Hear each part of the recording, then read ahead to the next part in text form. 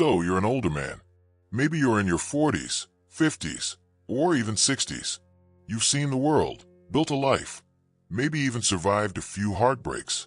And then along comes this young woman, vibrant, full of life, a little wild, a little mysterious. And for some reason, she gives you attention. Not just polite small talk, but real attention. And suddenly, whether you admit it or not, you start feeling alive in a way you haven't yet in a while. It's flattering, it's exciting, and it's exactly where most men start making mistakes they don't even realize they're making. You see, there's something very specific that happens when an older man is drawn to a younger woman. He forgets that he's already complete. He forgets that all the years, the battles, the lessons, those are his power. But in that rush of dopamine, he starts adjusting. He starts softening his edges, shrinking himself down, trying to fit into her world instead of standing solid in his own. And that's when the dynamic flips. She stops seeing a man and starts seeing a guy trying to impress, trying to be cool, trying to win her. And just like that, the attraction disappears. This video isn't about judgment. It's about clarity. It's about helping you keep your dignity, your masculinity, and your self-respect intact in the face of temptation, admiration, or even genuine connection. We're going to talk about what not to do when you're in the presence of a younger woman and how a Stoic man, a grounded man, a man in full possession of himself would approach this entire situation differently. These aren't just dating tips.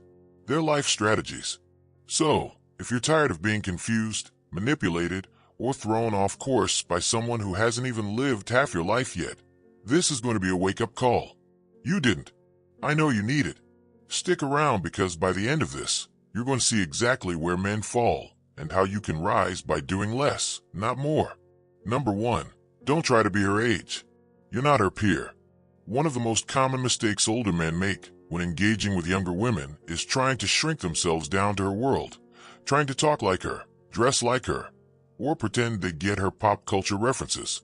It usually starts from a good place, a desire to connect, to relate. But what actually happens is the complete opposite. You lose the very thing that made you interesting in the first place. The moment you try to act like her peer, she stops seeing you as the grounded, composed, experienced man and starts seeing you as someone trying too hard. And no matter how subtly you do it, she can feel it. Women, especially younger ones, have a sixth sense for authenticity. When an older man tries to be cool by mimicking her lifestyle, it feels off. Not because of the age gap, but because of the insecurity underneath. The reality is your age is not your disadvantage. It's your edge. You've lived. You've failed. You've risen again. You carry something she doesn't even understand yet. Presents a deep, unshakable presence that only comes from time in the trenches of life. That's what draws her in. Not your ability to name some trending TikTok dance or quote her favorite Netflix show. But too often older men feel they have to keep up, when in fact the most attractive thing you can do is slow down, be still, be solid. Let her run her youthful energy around you while you stand firm in your center. Let me give you a real-world example. Imagine you're on a date and she mentions how obsessed she is with some 23-year-old influencer. You could pretend you know who that is. Laugh along, maybe even pull out your phone and fake scroll like you follow them too. Or you could simply smile and say, I don't follow that stuff much. I'm more into conversations that don't disappear in 24 hours. But one sentence, that's strength. That's difference. That's mystery. And that's exactly what catches her off guard in the best way possible. Not because you're trying to be her, but because you're reminding her you're not. That's the paradox. The moment you stop trying to be relatable, you become magnetic. Number 2, don't become her emotional sponge. Another trap older men often fall into is becoming the emotional sponge for a younger woman, absorbing all her chaos, confusion, and childhood wounds in the name of being there. For here, it starts innocently enough. She opens up about her past. Maybe her ex treated her badly. Maybe her parents were never around. Maybe she's working on herself. And because you're older and emotionally mature, you listen. You want to help. You feel like maybe, just maybe, she sees something in you she can't find in boys her age. But slowly, you find yourself being her therapist, her emotional dumping ground, her midnight phone call when life feels overwhelming. And deep down, you think this is building a connection. You think if I'm the one who understands her, she'll choose me. But the truth, that's not romantic bonding, it's emotional outsourcing. Especially younger ones will often unconsciously gravitate toward or older men for a sense of stability. But if you confuse emotional caretaking with attraction, you'll get stuck in the most frustrating position possible. The friend zone dressed up as intimacy. You'll hear about her bad decisions, her confusing dates, her mental health spirals, but none of it will lead to respect or desire. Why? Because a Stoic man doesn't entangle himself in drama to feel needed. He provides calm by simply being calm. He listens without rescuing. He offers insight without investment. There's a difference between being emotionally available and emotionally absorbent. One is grounded, the other is needy, dressed up as nice. Imagine she calls you crying about her latest situation, and instead of diving into fix-it mode, you just say, "That sounds like a lot. I hope you give yourself space to figure it out." That one line, it signals that you're present, but not caught. She feels seen, but not able to latch on and pull you into her emotional storm. That's Stoicism in practice. It's not about being cold. It's about knowing the difference between offering presence and sacrificing your peace. A man who's mastered his emotions doesn't let someone else's turbulence pull him off. Of course, no matter how pretty the storm looks. Number 3, never chase her validation. Let's talk about a mistake that quietly kills the respect dynamic between an older man and a younger woman chasing her validation. It doesn't look like desperation at first. It starts subtle. You compliment her one more time than she deserves. You wait longer for her replies. You soften your standards just to keep her interested. You change your tone. You filter your truth. All for one thing, her approval. But here's the thing. The moment you need her validation, she loses interest. You're not just a man anymore. You become a performer. You stop leading and start pleasing. You're not in your masculine. You're orbiting her emotional world like a moon, desperate for gravity. That's not attraction. That's erosion. And for a younger woman, someone still learning who she is, still exploring her identity, this becomes a power game. Not always consciously, but instinctively. She senses when your center is off balance, when you're bending instead of standing, and instead of admiring your flexibility, she starts to test more. Pull back, go cold, just to see if you'll chase again. You don't win her respect by being agreeable. You win it by being centered. Stoicism teaches that a man's value is not dependent on how others see him, but on how he sees himself. As Marcus Aurelius said, "It never ceases to amaze me. We all love ourselves more than other people, but care more about their opinion than our own." Flip that. When you stop caring about her approval, you regain your power. Let's get practical. You're texting a younger woman. She takes 5 hours to respond. You notice it, but you don't panic. You don't double text. You don't send a meme just to reopen the convo. You continue living, training, building. You let her come to you. And if she doesn't, you still win because you didn't compromise your center. The moment you chase her validation, you lose your edge. And for older men, this is even more critical because your value isn't in being fun or relatable. It's in being grounded, unshakable. That's what draws her in the contrast. Your emotional stillness against her chaotic curiosity. Here's the deeper issue. Most older men chase validation because they fear irrelevance. Society whispers, "You're too old to compete." So when a younger woman shows interest, they overinvest. They think if I lose her, I won't get another chance like this. That's scarcity talking, not truth. You're not losing a chance. You're dodging a trap. Validation chasing also leads to self-betrayal. You start agreeing with things you don't believe in. You laugh at jokes that aren't funny. You tolerate behavior that insults your standards, all to keep the peace. But here's the paradox. Peace at the cost of your identity isn't peace. It's self-erasure. And women can feel it, especially younger ones. They're drawn to older men because they want someone who won't bend to them, someone who teaches through energy, not through lectures. When you stop chasing her validation, you give her something far more magnetic, something to prove herself to. Let me tell you about Tom. Tom's 48, divorced, successful. He started dating a 28-year-old. At first, things were exciting, but he started overcompensating, planning expensive dates, complimenting her constantly, adjusting his beliefs to avoid arguments, and slowly she started pulling back, less engaged, less respectful. One day she told him, "I just don't feel that spark anymore." What she really meant. You lost your edge. After the breakup, Tom shifted. He stopped performing. He started working out again, built a new business branch, reconnected with his mission. Months later, the same woman reached out. And this time, he wasn't the same man. He didn't need her approval. He had become the man he should have been from the start. And she could feel it. That's the power of not chasing. That's Stoic strength in action. You don't need her to clap for you. You don't need her to agree. You don't even need her to stay.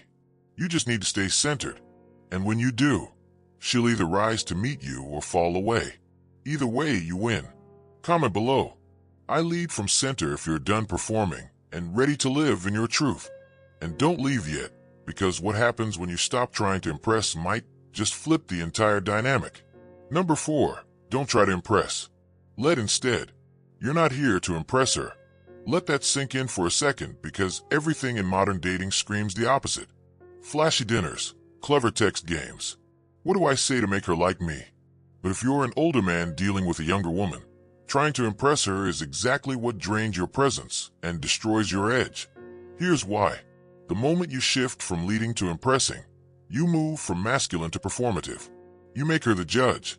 You make yourself the contestant. And that subtle shift changes everything. Now you're not holding the frame. You're asking her to hold it. That dinner reservation you rushed to make. That new shirt you bought just because it might catch her eye. That carefully worded compliment you hesitated to send. She can feel all of it. Not in the details, but in the energy. And that energy says, "I hope this works." That's not attractive. That's insecure. Now, don't get it twisted. Leadership doesn't mean domination. It doesn't mean barking orders or acting superior. It means direction, presence, stability. And when you're with a younger woman, especially one who's used to emotional chaos from guys her age, what she's secretly craving is someone who doesn't wobble, someone who doesn't need applause to move forward. You show that by leading. Leading isn't about being loud. It's about being decisive. You say, "Let's do this," instead of, "What do you want to do?" You move with certainty, not arrogance. You don't ask for permission to be masculine. You embody it. Let's flip the script with a real example. Imagine you're meeting a younger woman for coffee. Most older men try to impress right away. Talk about their career, their cars, their travels. You don't. You sit down, relaxed, grounded. You ask her about her values. You listen without needing to agree or disagree. You don't talk to win. You talk to connect. You don't lead with flash. You lead with calm. And what happens? She leans in. Not because you performed, but because you're anchored. You're not chasing her attention. You're commanding respect. Stoicism teaches this in every form. Epictetus said, "If you want to improve, be content to be thought foolish and stupid." Why? Because the Stoic man doesn't live to please crowds. He lives to align with principle. The same applies in dating. You don't shape-shift to fit what she wants. You live according to your direction. And if she aligns with that, great. If not, you keep walking. Here's what most men forget.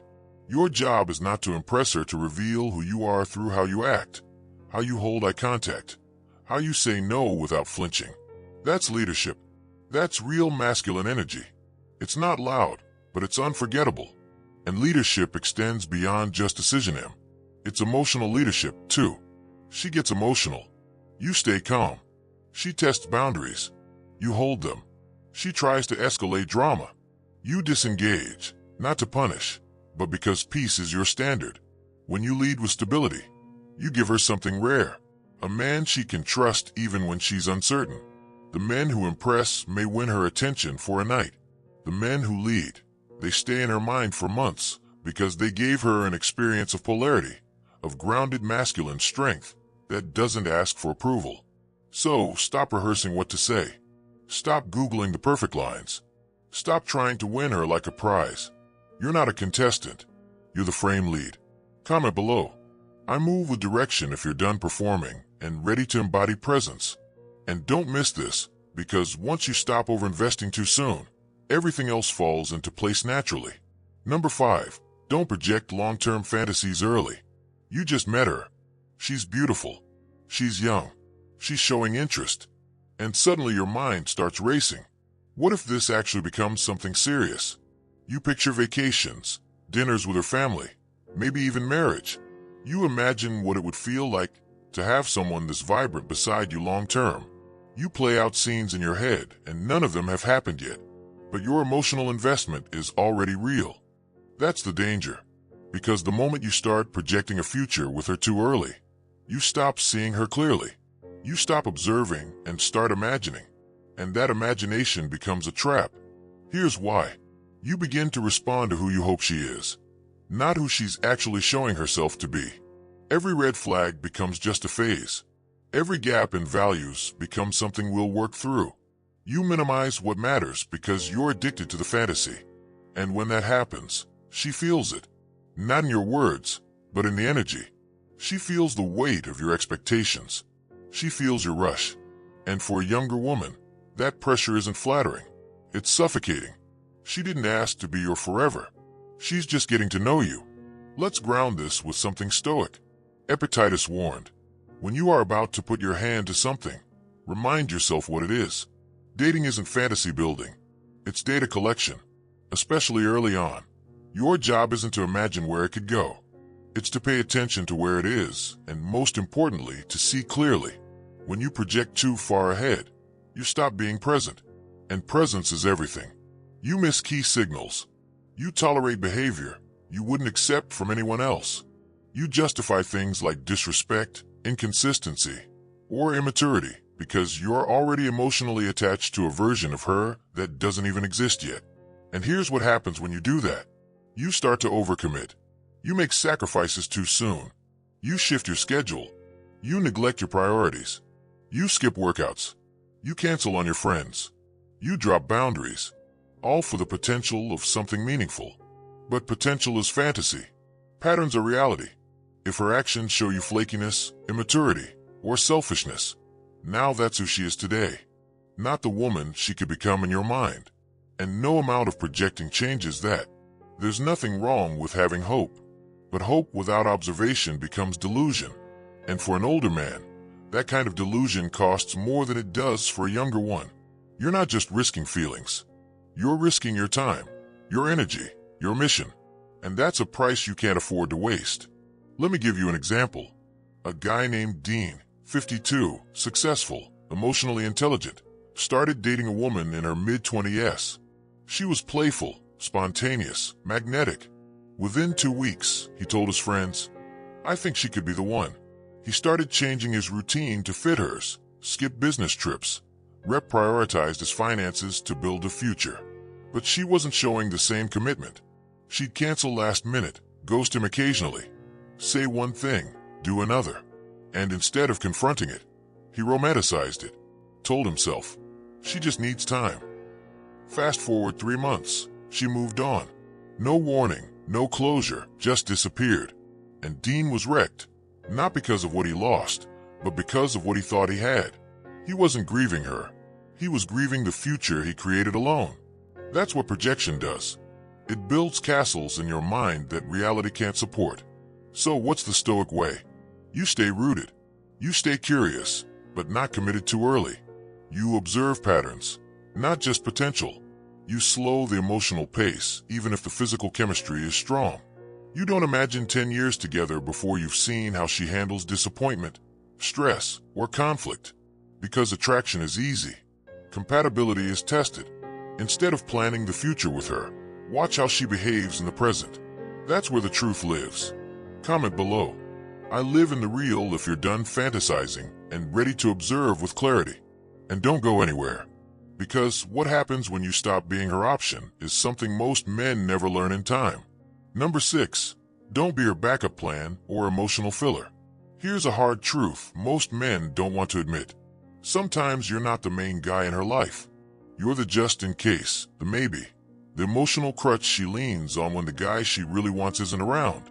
You become her therapist, her entertainment, her safety net buck, not her priority. And if you're not careful, you'll confuse attention with affection. She texts you when she's bored, calls you when she's sad, flirts just enough to keep you around, but never fully commits. One day she's warm, the next she disappears for a weekend and comes back like nothing happened. You justify it. You say she's busy or she's figuring things out, but deep down you feel it. You're not her first choice. You're her convenience. And that should never be your position, because here's the truth. Women don't fall for men they can lean on. They fall for men they can look up to.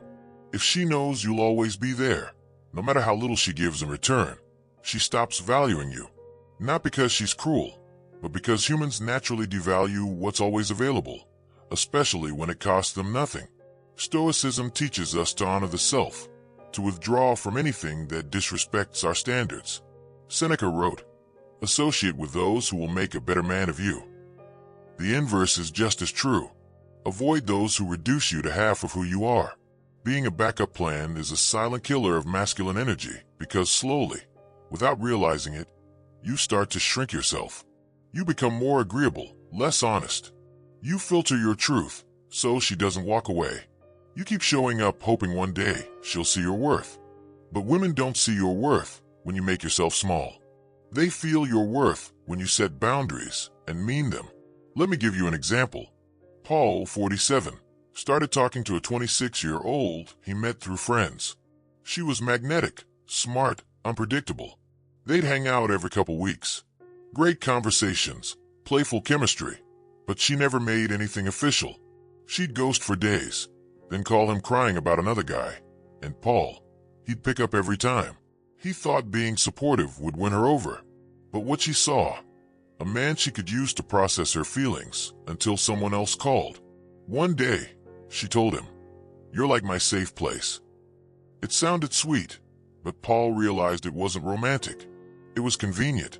He cut contact that night. 3 months later, she reached back out. This time, different tone. She saw he wasn't there to catch her anymore, and that changed the dynamic. Why? Because Paul reclaimed his position. He stopped being a safety net. He became a standard. You don't become desirable by always being available. You become desirable by being selective with your presence.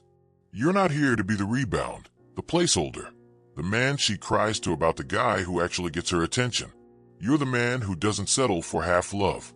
So, what does this look like in practice? If she only calls when she's emotional, but not when she's happy, step back.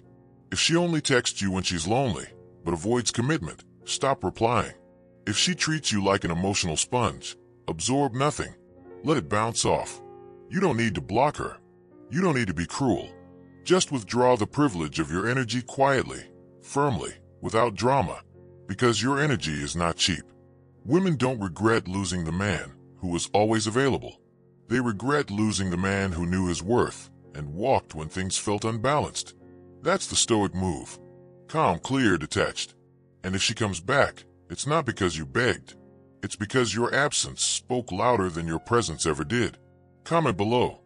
I won't be her option if you're done holding space for people who won't hold you.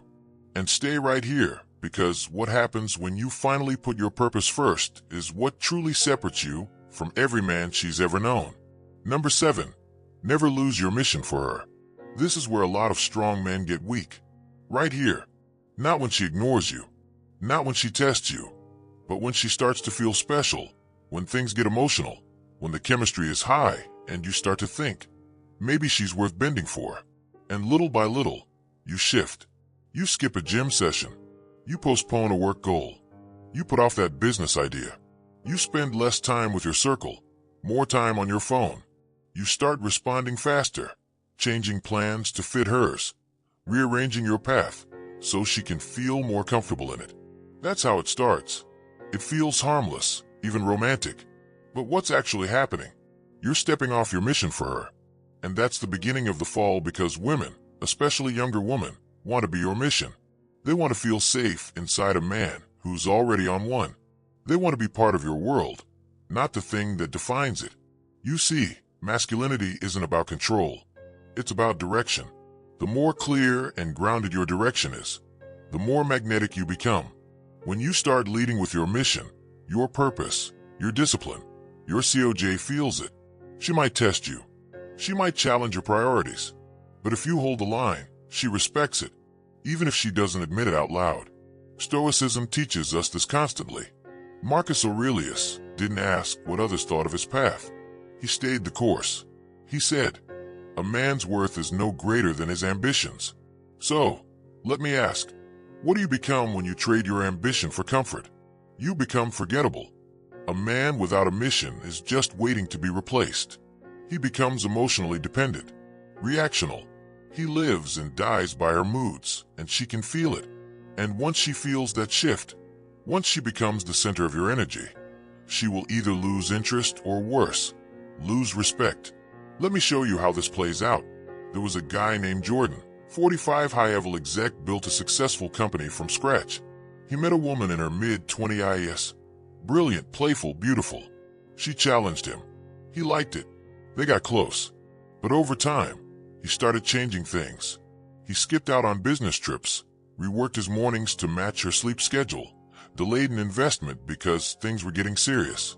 From the outside, he looked like he was in love. But inside, he was drifting. He lost focus. He lost edge, and eventually he lost her. Why? Because she stopped feeling his leadership. He was no longer the man she was drawn to, the one who was building something, moving forward, alive with purpose. He became a passenger in his own life. That's the quiet death of attraction. Not because you failed, but because you forgot what made you powerful to begin with. Never confuse love with surrender. If she's truly right for your life, she'll want you focused. She'll want you obsessed with your growth, your work, your code. She'll want to fit into your fire, not be the reason you extinguish it. And if she leaves because you didn't put her first, let her. Because a man who stays on mission, who keeps building, keeps showing up, keeps growing, never runs out of options. But a man who gives that up to make it work with someone who doesn't value it, he runs out of himself. So stay on mission. Wake up on time. Take the trip. Invest in your vision. Train when you don't feel like it. Speak your truth, even if she pushes back. Let her feel the gravity of a man who doesn't bend for comfort. That's what inspires her. That's what keeps her close. That's what makes her respect last. Comment below. I never leave my path if you're done shrinking for love and ready to lead with purpose. And don't stop here. Because what happens when you refuse to trade standards for affection changes the entire game. Number 8. She wants a rock, not a puppet. Let's get something straight. She doesn't want you to bend to her. Even if she tests you, even if she pushes your buttons, even if she gets moody, distant, or cold, what she truly wants is to feel you won't move. Not away from her, but away from yourself. You see, a younger woman may play with power dynamics. She may flirt and withdraw. She may say, "You don't open up enough." And the next day say, "You're too available." That back and forth isn't meant to confuse you, though it will if you're not centered. It's meant to reveal you. She wants to see what happens when she shakes you. Do you wobble? Do you chase? Do you try to guess what she wants and give it before she asks? If you do, you're no longer a rock. You're a puppet, and puppets never feel safe. Let me be clear. You can be kind. You can be compassionate. You can even be emotionally tuned in. But the moment you start rearranging your identity to match her emotional waves, she feels it, and the attraction starts to fade. Because what she really craves is structure, not in the form of rules or control, but in the grounded energy of a man who knows who he is and refuses to shrink or swell just to make her happy. She wants to test your emotional walls, not to break them down, but to see if they're real. And if you don't have them, if you collapse the moment she frowns or pulls back or makes a sarcastic comment, then she realizes you're not leading, you're adapting, and that's not sexy. That's weak. Stoicism offers the exact frame you need here. Marcus Aurelius wrote, "The tranquility that comes when you stop caring what they say or think or do." That's what being the rock means. Tranquility, stillness, a silent confidence that doesn't need applause or approval. It means holding your tone when she gets emotional, holding your space when she becomes inconsistent, holding your path when she tries to pull you off course. Let me give you a real-world snapshot. There's a guy named Drewy 50s, grounded, successful, but divorced recently. He started dating a younger woman, mid-20s, energetic, unpredictable. At first, things were smooth. But then she started testing him, critiquing his routines, flirting in front of him, saying things like, "You'd be hotter if you dressed younger." Old Drew would have shifted, bought new clothes, tried to fit in, smiled and played along. But this Drew, he just smiled back and said, "That's funny. I like the way I move." He didn't flinch. He didn't defend himself. He didn't snap. He stayed centered. 2 days later, she asked to see him again, and not because he agreed with her, but because he didn't. That moment told her everything she needed to know. This man doesn't bend, not to please, not to prove, not to perform. He's the rock. Because here's the hidden truth. Most women don't trust the man they can control. They want the man who respects himself enough to say no without anger and yes without need. They want to feel your weight, not your willingness. And if you're older, this is your biggest edge. Not that you have money, not that you have stories, but that you've done the inner work to know who you are, and you're not giving that away just because she's hot and half your age. That's the difference between attraction that lasts a night and attraction that lingers for months. You don't win her heart by becoming her puppet. You earn her respect by staying the rock she can't shake. Comment below. I hold the line if you're done shrinking and ready to stand your ground. And stay tuned, because the moment you stop letting her pull your strings, something powerful shifts in who really holds the frame. Number 9. Don't buy her time. Command her attention. There's a dangerous idea a lot of older men carry when dating younger women. If I offer an all-time gifts, comfort, she'll stay. But here's the brutal truth. You don't buy a woman's attention. Not the kind that matters. Not the kind that lasts. You command it. Let's break that down. When a man starts paying too much, whether it's dinners, attention, emotional labor, he tells her one thing: my value is external.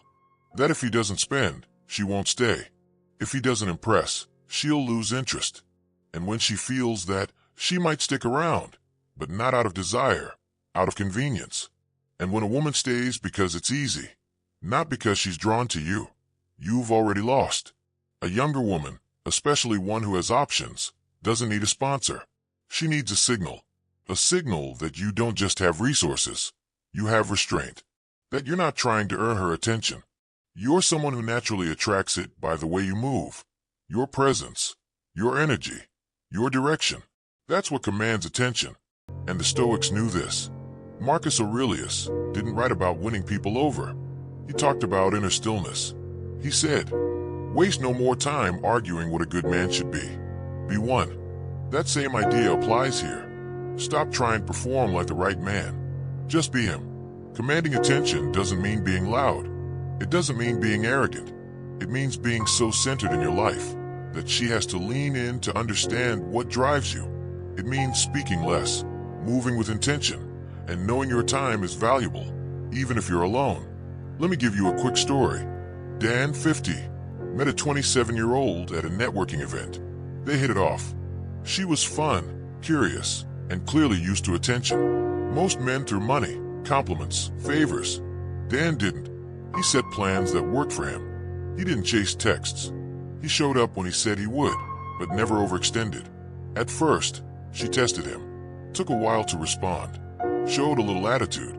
Dan didn't flinch. He didn't try harder. He stayed calm, playful, unbothered. And what happened? She started chasing his time. Not because he gave more, but because he didn't need to. You command attention by living a life that doesn't need her in it, but would welcome her if she adds value. You're not trying to earn her interest.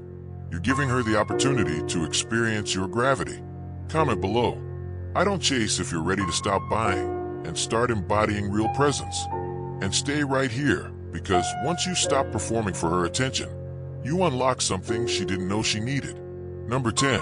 Let her earn your depth. You've got years behind you, lessons learned the hard way. You've been through heartbreak, wins, failures, doubt, rebuilding. You carry scars visible or not that younger men don't have yet. That's depth, and it's powerful. But here's the mistake too many older men make. They give that depth away too easily. You meet a young, beautiful woman. She's magnetic. She smiles. She listens. And suddenly, you're opening up everything.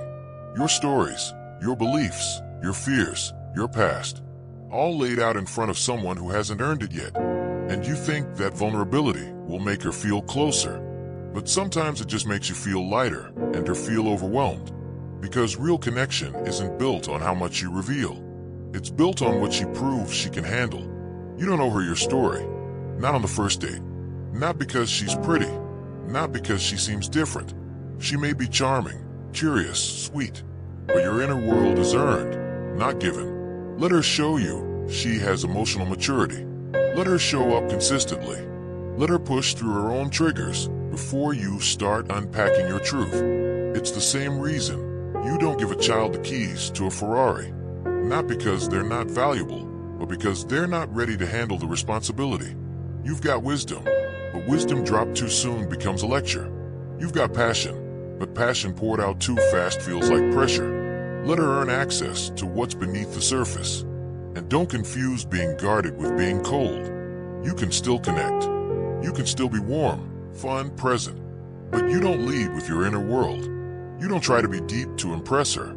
You let time, behavior, and consistency reveal if she's even meant to go there with you.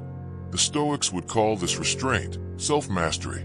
Seneca once said, "As is a tale, so is life." Not how long it is, but how good it is what matters. The same applies to connection.